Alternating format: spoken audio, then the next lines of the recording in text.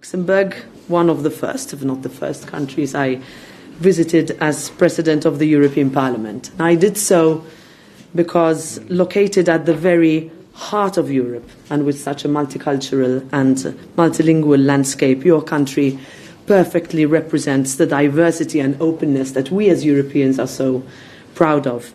It is another reason why we are so proud of the European Parliament's presence in Luxembourg and so many of our staff based there.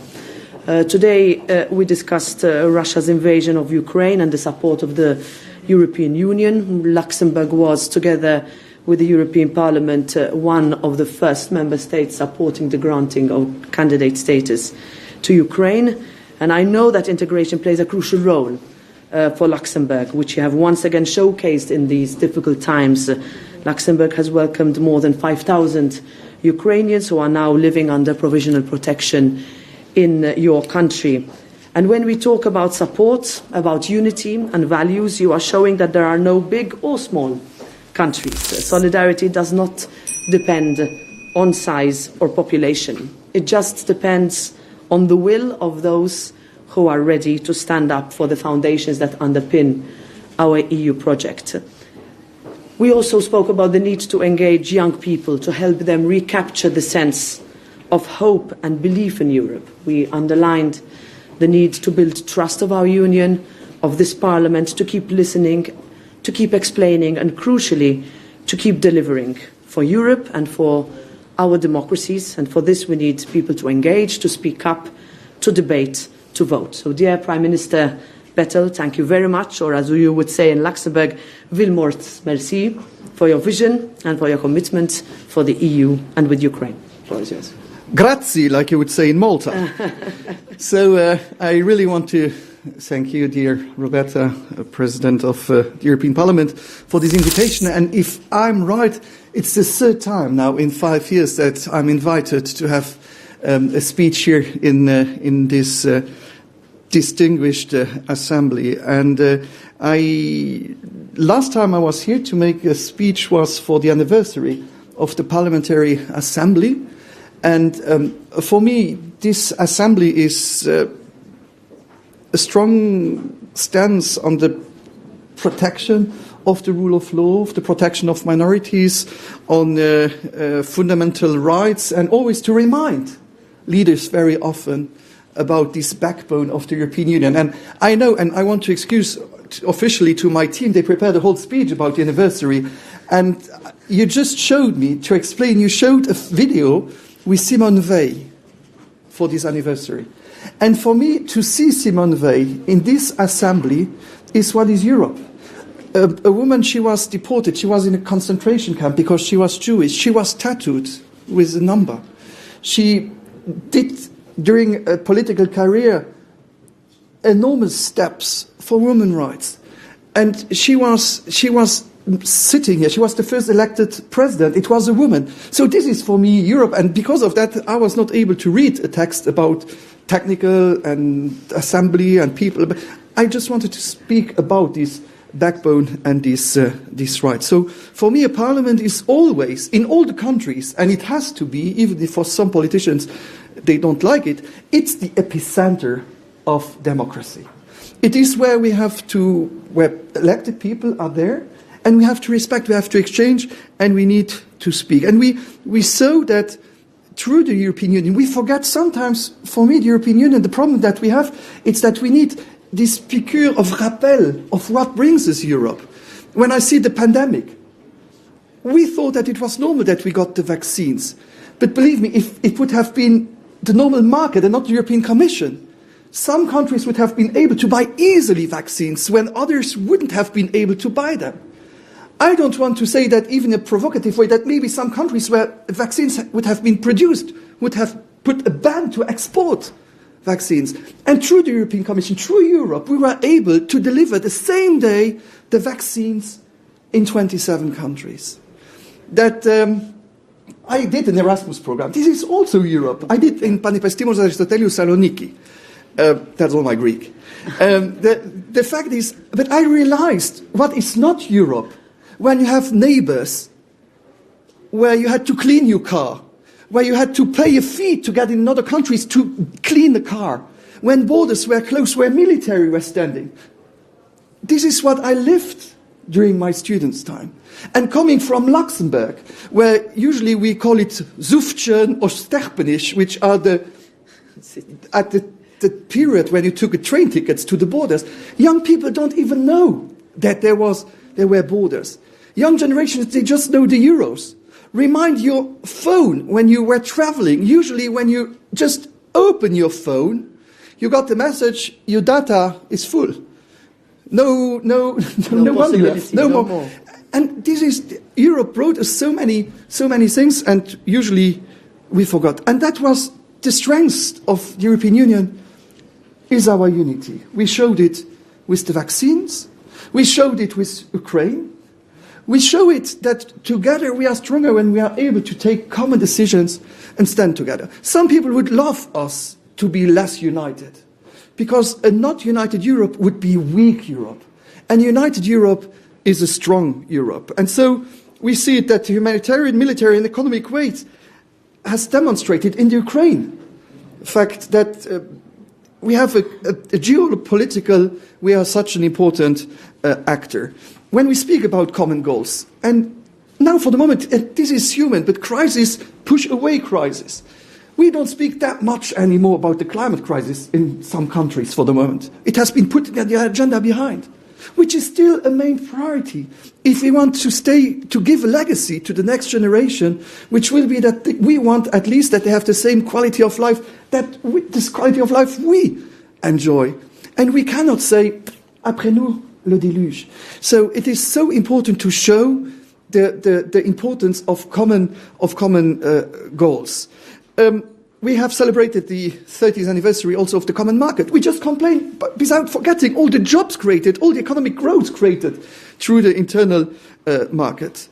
I believe that we together have to continue to fight for these values, for a green transition, for a fair transition, to be this partner, respected also on international way, and allow me to, I would say it also inside, and not to have to reflex to close ourselves, to close our borders, to try that to be closed is an answer. Europe was always the most successful when Europe was open.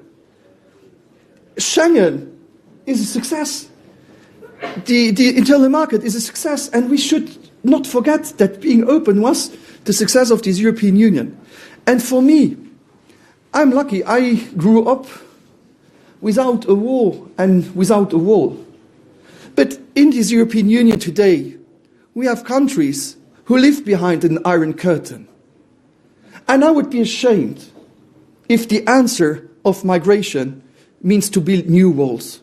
For me, the European Union was to take away walls and not to buy new walls. And we build walls and we think this is the solution, because this means that everybody will have to take boats, because this will be the only possibility then to try to get to Europe, which is the most dangerous way, instead of trying to find common solutions, and that we have a system that's working, instead of just trying to not have rules, but to protect Europe, because usually you protect from a danger. And for me, we have to see how we can find solutions, not see everything as a danger, and to have walls or fences sponsored by the European Union would be a shame. As I told you before, for me the European Union was to take away walls, to have peace, and not to build walls and trying to be divided. Sorry, and thank you so much for inviting me. You know there is always a risk when you invite me that I come.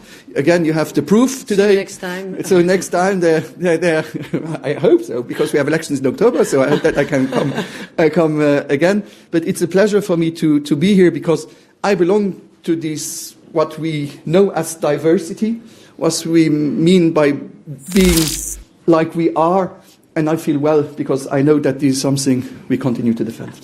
Grazie. Thank you.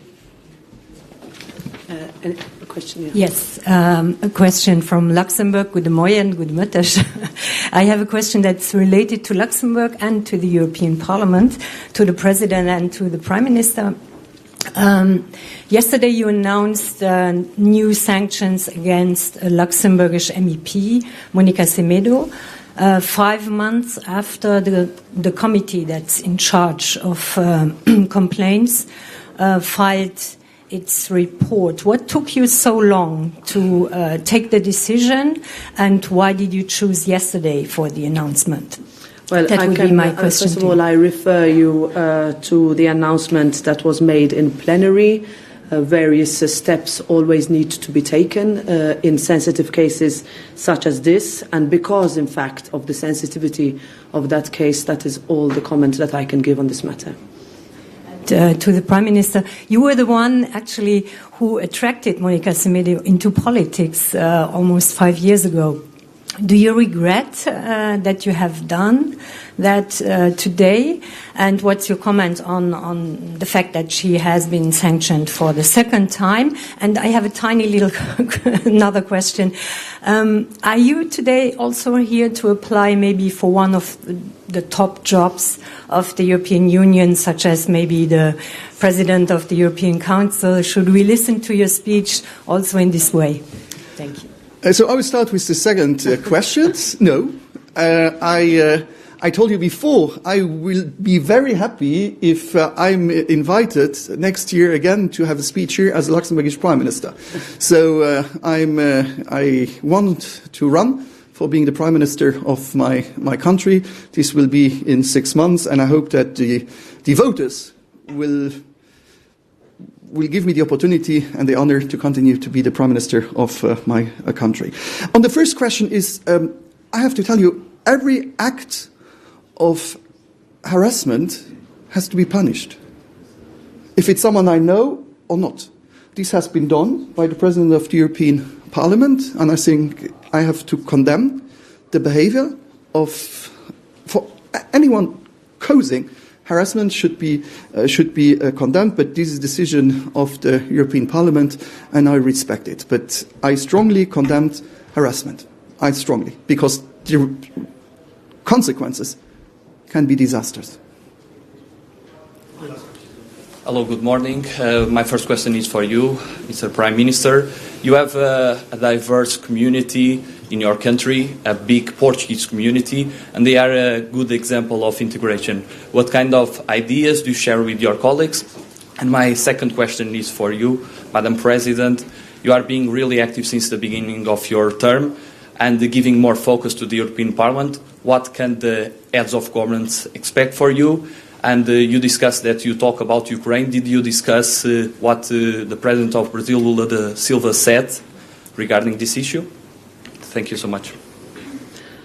You want to go first?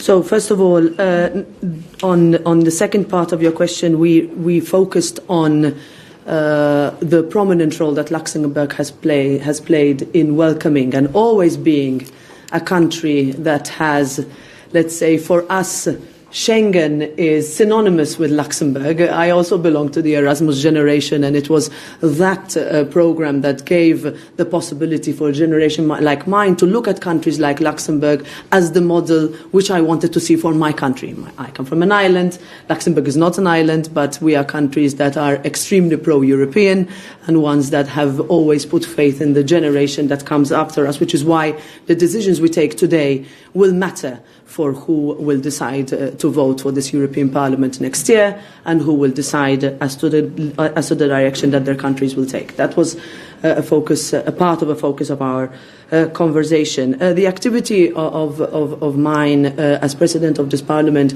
has been focused towards making sure that this Parliament is as visible, as effective and efficient as possible. We have been tackling since the beginning of our mandate a pandemic which gave us the challenge to remain open, to remain functioning, to continue to show solidarity and to make sure that we continue to work as legislator. Since I took over, we also have had very difficult challenges. Last but not least, let's say, a corruption scandal that has shocked us to the core.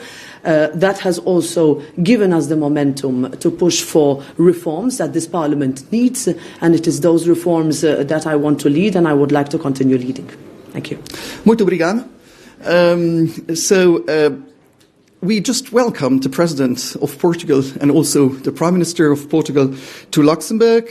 We were very diplomatic during the football game.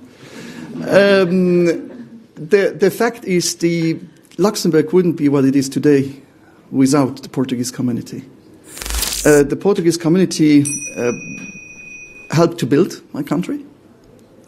And allow me to speak about, to make a link now, and I don't want to be misunderstood, because I know that some political parties in your assembly here tries to make migration as a problem.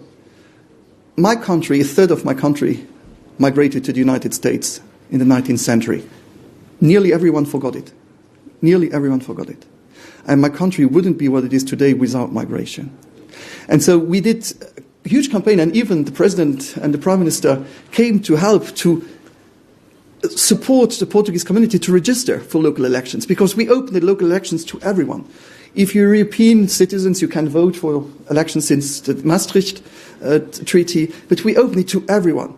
If you live in the country, if you have the right to vote for local elections, and this helped. So I just can tell you that we are very happy to have this community, and most of them, of the third generations, are now Luxembourgers, still having their roots, their culture, their traditions, but feeling also Luxembourg as their home. So thank you to those communities, like the other communities who made Luxembourg this patchwork, and this successful patchwork. And just to tell you, because I will say it again, I'm sorry to anticipate, Luxembourg because we have this immigration, but also the commuters. We have 200,000 people, commuters, coming every day to work in Luxembourg. During the COVID crisis, if France would have blocked the borders, the people would have died in my hospitals. So it's why it is important to be able to have partners, and not concurrents, but partners. We took French people in our Luxembourgish hospitals. That's Europe for me, and not the opposite. Great. We have a lot of Portuguese journalists here, so I'm sure they're all going to want to see you.